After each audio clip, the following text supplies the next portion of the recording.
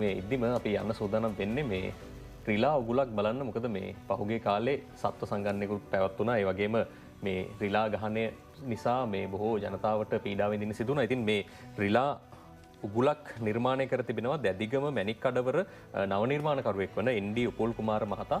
අපි බලමු මේ රිලා උගුල මොන වගේද කියලා. ඒක බලලා ඇවිල්ලා අපි ළඟට කතා කරමු. ඒතර මේක රිලවුන් අල්ලන කූඩුවක්.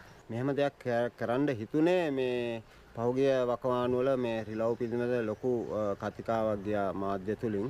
ඒ නිසා මම නව නිර්මාණ කරුවෙක් හැටියට මම කල්පනා කරා මේක කොහොමද මේ නිර්මාණය කරන්න කියලා.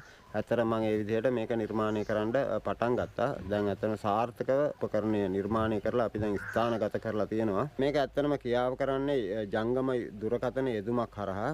අපිට ලෝකේ කොයි රටක හිටියත් මෙම උපකරණය රිලා වසුනාට පස්සේ වීඩියෝ කැමරාවක් මේකට සම්බන්ධ කරලා තියෙනවා. අපි වීඩියෝ කැමරාවෙන් අපේ ෆෝන් එකෙන් බලාගෙන පුළුවන් අපිට මේක මැග්නට් ස්විච් එකක් හරහා මේක අන්ලොක් කරන්න පුළුවන්. ඊට පස්සේ මේක මොහොතින් බිමට වැටෙනවා. ඇත්තටම රිලවුන්ට කර කියා ගන්න දෙයක් නැති වෙනවුන්ට දුවන්න පයින්න කිසිම දෙයක් කරන්න නැති. ඉතාලම වේගෙන් මේක පල්ලෙහාට පතිත වෙනවා.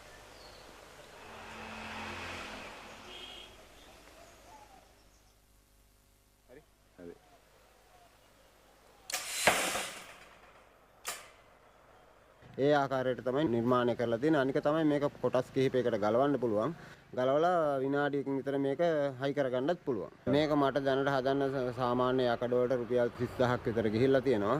ඇත්තටම වෙළඳපොලේ යකඩ මිල පොඩ්ඩක් වැඩි නිසා මේ මිල ගියේ රිලව් ටික අල්ලලා දෙනවා. ඇත්තටම අදාළ ආයතනෙන් මට අදාළ අවසර ලබා දෙනවා නම් ඒකට ක්‍රමවේදයක් සකසලා දෙනවා නම් මම බලාපොරොත්තු වෙනවා මේ දුරට ලොකු විසඳුමක් ලබා දෙන්න.